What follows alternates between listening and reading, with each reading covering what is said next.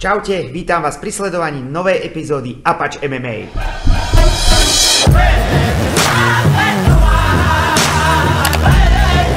Takže čo je nové vo svete Apač MMA?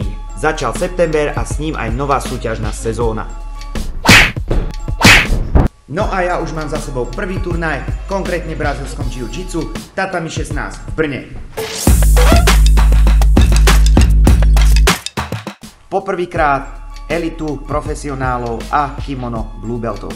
Aké to bolo, to sa už dozvieš, tak sa pekne usaď a poď si to spolu so mnou pozrieť.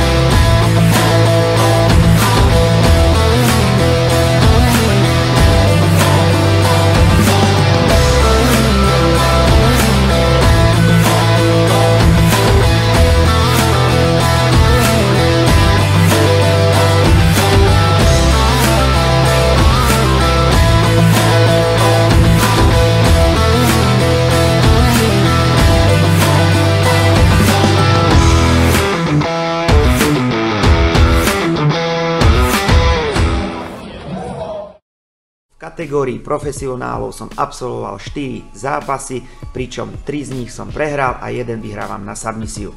Musím povedať, že napriek tomu, že som zápasil túto kategóriu profesionálov prvýkrát, tak som sa cítil naozaj dobre a mal som pocit, že môžem siahnuť na víťazstva. Aj keď som 3 zápasy prehral, tak 2 prehry z toho boli veľmi naozaj tesné. Za stavu 0-0 prehrávam len na aktivitu na rozhodnutie rozhodcov.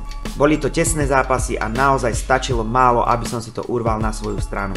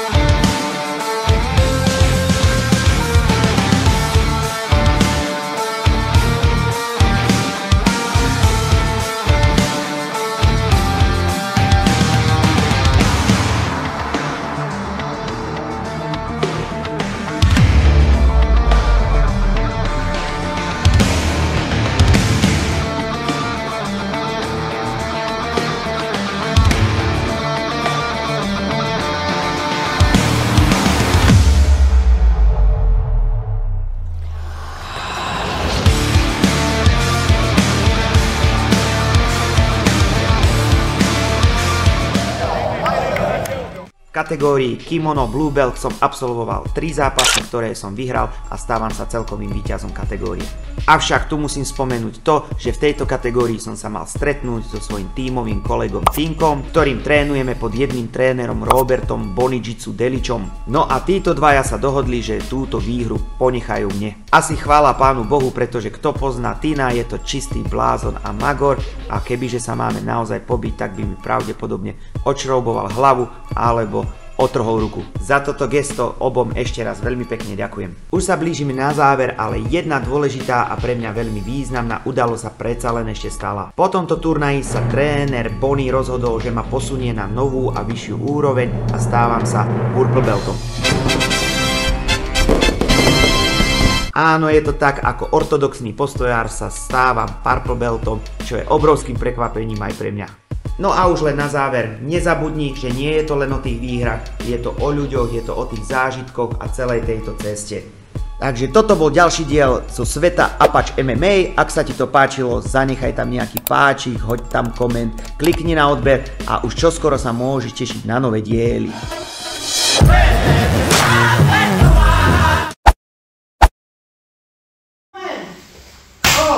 Ďalší a hneď podám.